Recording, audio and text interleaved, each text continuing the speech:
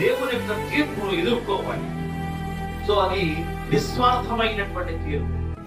ఎవరు వారు చేసినటువంటి క్రియలను బట్టి దేవుని యొక్క న్యాయపీఠం ఎదుట మనం తప్పక నిలవలసినటువంటి ఆ పరిస్థితి సంభవిస్తుంది.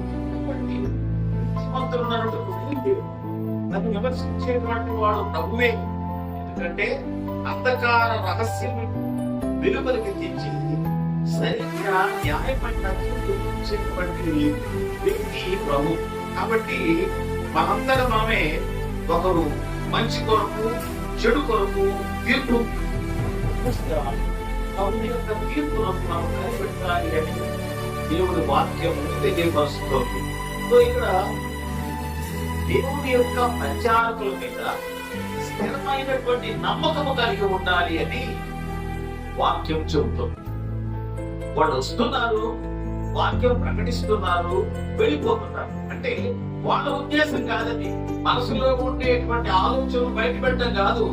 దేవుడు ఏ విషయాన్నైతే తన ప్రజానీకానికి తెలియపరచమని చెబుతున్నాడో ఖచ్చితంగా దేవుని యొక్క ఆదేశమే.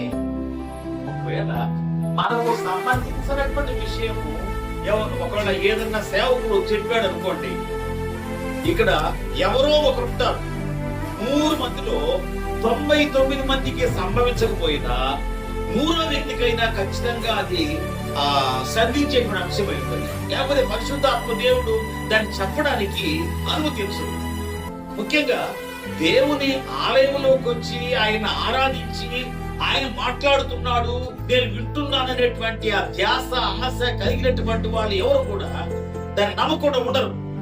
కానీ ఎక్కడో చేరి ఏదో ఆలోచిస్తూ ఒక దృష్టి వాక్యం మీద పెడుతూ అలాంటి వాళ్ళు ఎక్కువ భాగము మరి నమ్మలేకపోతూ విమర్శకు లోనయ్యేటువంటి వారు, సేవకులు విమర్శించేటువంటి వారు చాలా మంది ఉంటారు. కాబట్టి ఇక్కడ ఈ దినాల్లో ఏ సంఘంలో చూసినా ఇవే వ్యక్తిగతమైన విభేదాలు, సంఘపరమైన విభేదాలు. అధికారం ఇస్తే అవుతుకొని ఉంటారు, అధికారం లేకపోతే పారిపోతూ ఉంటారు.